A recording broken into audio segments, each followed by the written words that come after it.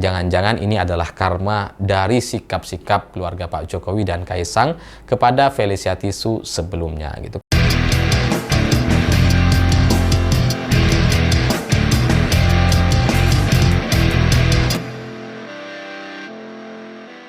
Selamat malam semuanya. Kemarin saya ketemu dengan salah seorang teman dan kemudian kami ngobrol agak lama terkait isu-isu terkini di Indonesia. Dan teman saya ini adalah orang Kristen gitu ya, tapi suka sekali memberikan nasihat-nasihat kehidupan ke saya, dan nasihat-nasihatnya semuanya ini sesuai dengan apa yang saya yakini. Apalagi beliau ini sangat suka sekali atau fasih sekali bicara soal hadis qudsi, karena kebetulan di kitabnya juga ada ayat yang kurang lebih sama katanya. Jadi kalau sudah bahas soal hadis qudsi, wah, keimanannya tuh kayaknya lebih Islam dari saya tuh.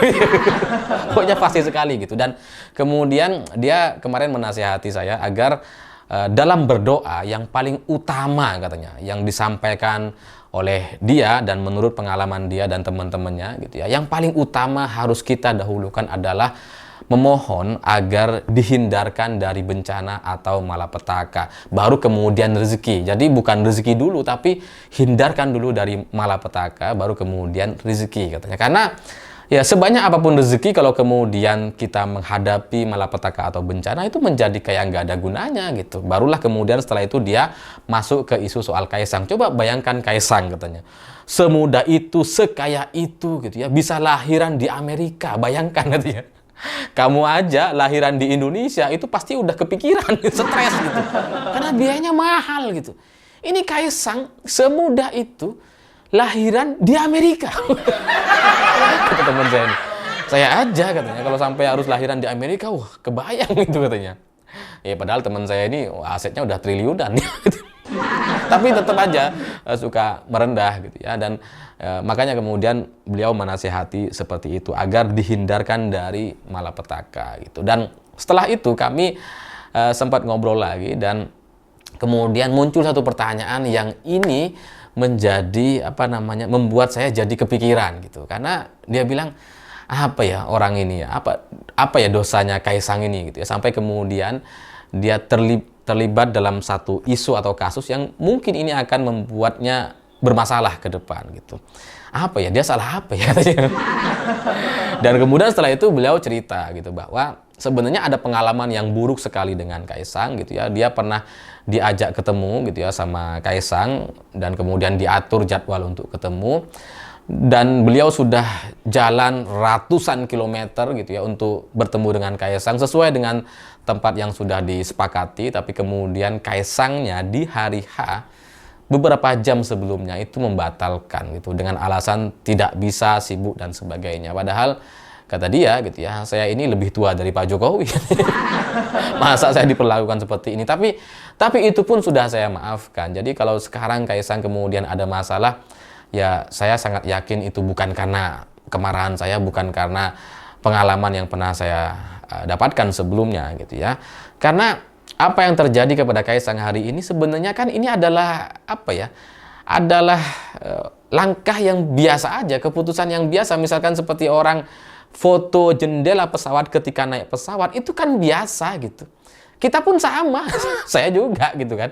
Kalau bepergian kemana gitu ya, posting foto sayap pesawat terus kemudian posting di sosmed.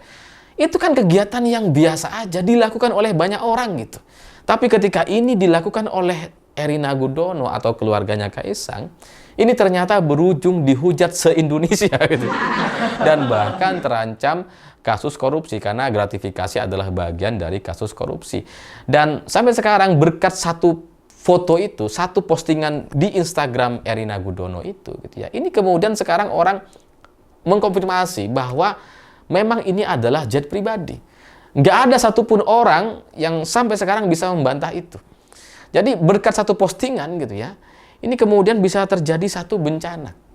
Dan sudah dikonfirmasi oleh banyak pihak, oleh bahkan Menkominfo juga mengkonfirmasi bahwa itu adalah jet pribadi. Jadi dahsyat sekali ulah dalam tanda kutip Erina Gudono ini gitu ya.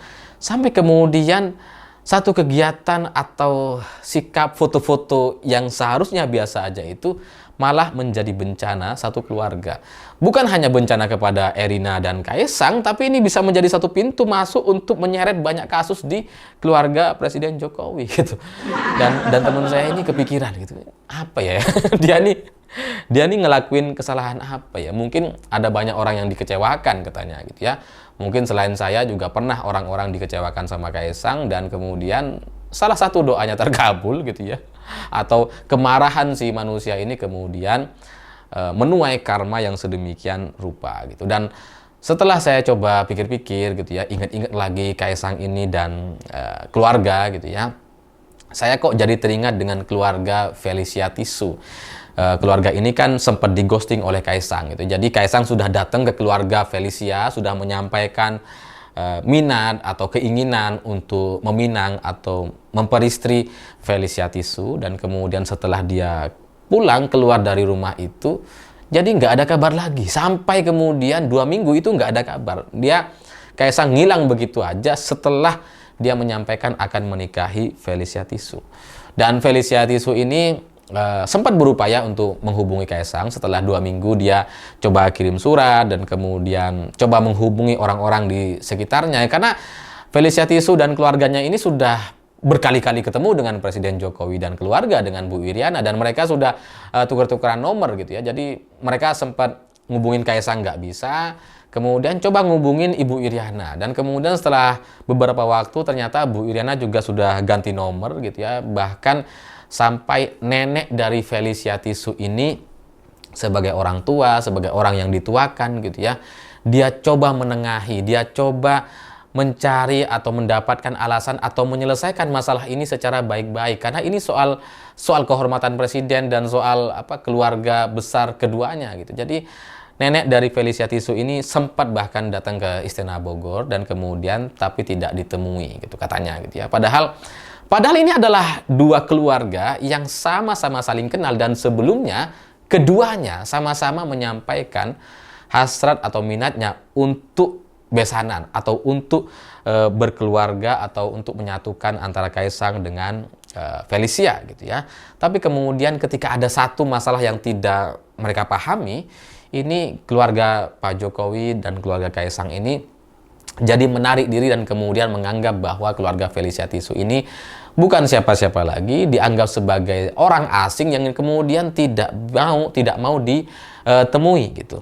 Padahal ketika Kaisang berada di Singapura, karena dia sekolah di Singapura waktu itu gitu ya, ini kan ya kemana-mana sama Felicia, fotonya banyak gitu. Jangankan di Singapura, ada nikahan Gibran pun Felicia ikut tuh hadir di Solo gitu ya, saking sudah dekatnya antar dua keluarga ini gitu. Dan selama berada di Singapura, menurut pengakuan Felicia dan kakaknya dan keluarganya, ya Kaisang ini sudah ya dianggap anak, udah dianggap keluarga meskipun belum terjadi pernikahan atau lamaran gitu. Jadi kalau kemudian setelah ada satu masalah yang mereka tidak pahami dan kemudian keluarga Felicia Tisu ini dianggap sebagai orang asing yang tidak pernah kenal sama sekali, padahal sebelumnya sudah berkali-kali ketemu, ini yang kemudian menurut saya menjadi satu masalah yang sangat-sangat serius.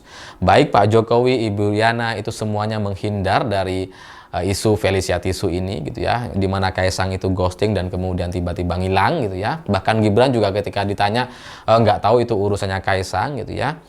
Jadi mungkin itulah karma bagi keluarga Kaisang dan Pak Jokowi gitu. Karena awalnya saya termasuk orang yang menganggap waktu itu gitu ya, keluarga Felicia Tisu ini agak berlebihan gitu, karena Felicia muncul memberikan pernyataan-pernyataan dan curhatlah di sosial media. Saya pikir itu oke lah gitu ya. Tapi kemudian setelah itu ternyata kakaknya juga muncul gitu. Jadi untuk satu urusan keluarga yang seharusnya bisa diselesaikan secara baik-baik atau lewat jalur komunikasi yang tidak perlu sosial media gitu ya, ini kemudian jadi rame di mana-mana. Oke lah kalau soal Felicia muncul, mungkin dia ingin menyampaikan kemarahan dan curahan hatinya, tapi kakaknya ketika muncul, saya pikir waktu itu agak berlebihan. Meskipun upaya-upaya sudah ditempuh gitu ya. Memang upaya untuk berkomunikasi dan kemudian tidak rame di media itu sudah semuanya ditempuh. Bahkan nenek dari Felicia Tisu sudah pernah ke Istana Bogor untuk bertemu dengan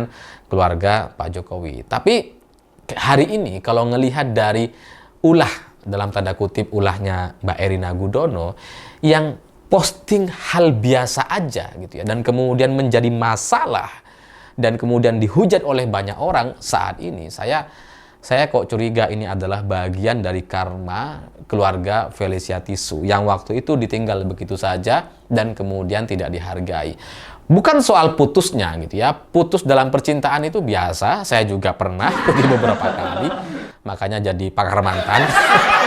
Saya paham betul lah bahwa keputusan untuk putus atau ada alasan-alasan yang kemudian membuat dua orang tidak bisa melanjutkan hubungannya itu dialami oleh banyak orang.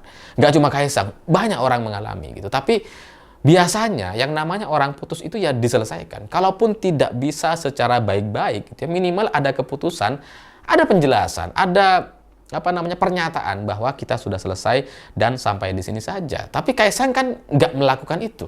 Dia tidak pernah bilang seperti itu, dan kemudian setelah dia menghilang, dia muncul dengan perempuan lain untuk memberikan pernyataan gitu ya bahwa dia sudah melupakan Felicia dan sebagainya gitu. Jadi ya mungkin kalau untuk urusan soal putus cinta dan sebagainya itu adalah urusan yang biasa, tapi sikap bagaimana menyikapi permasalahan terkait putus cinta dan kemudian ini dilakukan sedemikian zolimnya gitu ya kepada orang yang pernah berjasa kepada Kaisang di Singapura gitu ya, sebagai orang yang menemani Kaisang selama bertahun-tahun di sana, sebagai sebuah keluarga yang sebelumnya ya saling kenal dan kemudian ngobrol, bisa duduk bersama, makan bersama dan seterusnya, tapi kemudian diperlakukan seperti orang lain dan tidak pernah kenal sama sekali.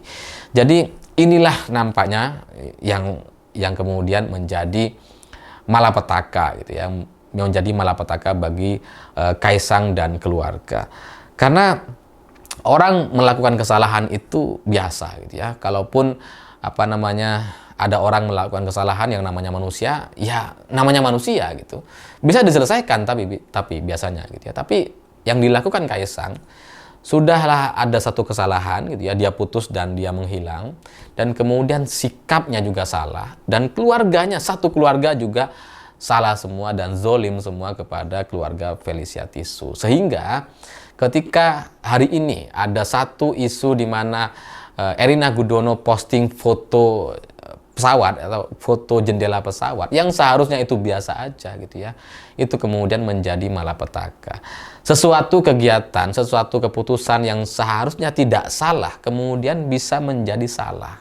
Nah inilah yang dianggap, menurut versi teman saya itu dianggap sebagai satu malapetaka, dan bagi saya menyempurnakan dengan jangan-jangan ini adalah karma dari sikap-sikap keluarga Pak Jokowi dan Kaisang kepada Felicia Tisu sebelumnya gitu. Karena kalau Kaisang hari ini diam gitu ya, dia tidak mau memberikan komentar apa-apa terkait isu jet pribadi, ya kurang lebih sama strateginya seperti ketika dia menghadapi Felicia Tisu.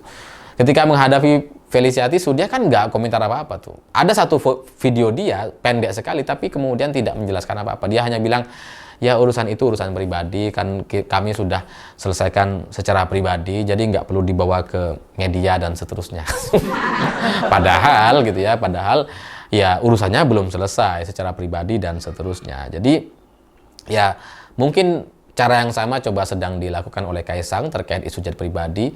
Dia berharap isu jet pribadi ini sama seperti Felicia gitu ya. Dia tetap bisa beraktivitas, dia tetap bisa berkegiatan, dan kemudian orang lupa dengan jet pribadi sama seperti orang melupakan Felicia Tisu. Tapi bahkan sampai sekarang ternyata saya jadi teringat dengan Felicia Tisu. Jadi yang dianggap selesai satu masalah itu sebenarnya tidak akan pernah benar-benar selesai kalau tidak diselesaikan oleh Kaisang sendiri gitu. Jadi ya kalau dengan pengalaman yang seperti ini, menurut saya gitu ya, kalau saya jadi Kaisang, seharusnya setidaknya dia menyampaikan permintaan maaf kepada keluarga Felicia Tisu atas apa yang pernah dia lakukan, atas apa yang dilakukan oleh keluarga Pak Jokowi dan Ibu Iriana. Dan dengan ghosting, dengan perlakuannya yang acuh dan sombong seperti yang sudah dipertontonkan sebelumnya. Seharusnya itu dia lakukan gitu, karena ini bukan satu masalah dengan Tuhan gitu ya. Kalau masalah dengan Tuhan gampang, kita tinggal doa, mohon ampun, selesai gitu. Tapi ini masalah dengan manusia, dengan makhluk hidup, sehingga cara penyelesaiannya pun seharusnya ya diselesaikan dengan makhluk hidup itu gitu, dengan manusia itu gitu. Dan kalau hanya berdoa atau memohon ampun dengan Tuhan yang Maha Kuasa, rasanya itu tidak akan terlalu bisa menyelesaikan masalah-masalah di kemudian hari. Jadi ya bagaimanapun terserah Kaisang juga gitu ya. Saya ini bukan siapa-siapa, tapi kalau ngelihat dari rentetan peristiwa dan kejadiannya, terus terang ini cukup mengkhawatirkan gitu. Jangan-jangan setelah ini akan ada isu besar lagi di luar soal isu jet pribadi yang itu akan membuat Kaisang jadi semakin menderita dengan keluarganya. Tapi ya sekali lagi, ini soal keputusan, ini soal sikap yang mungkin itu sulit dilakukan oleh semua orang gitu. Karena kalau bagi saya gitu ya, kalau saya melakukan kesalahan atau putus dengan seseorang, dengan pacar gitu ya, ya sampaikan aja gitu. Saya pernah tuh minta maaf dengan keluarga mantan gitu ya. Minta maaf karena ini sudah tidak sesuai dan sebagainya. Ya sudah, selesai begitu aja gitu. Tapi kalau yang dilakukan oleh Kaisang sebelum dia menjelaskan dan meminta maaf, rasanya masalah ini sampai kapanpun tidak akan selesai dan nanti juga akan terus menjadi masalah dan mungkin gitu ya dia akan menuai karma-karma selanjutnya di kemudian hari. Saya pikir itu. Terima kasih sudah menonton. Begitulah kura-kura.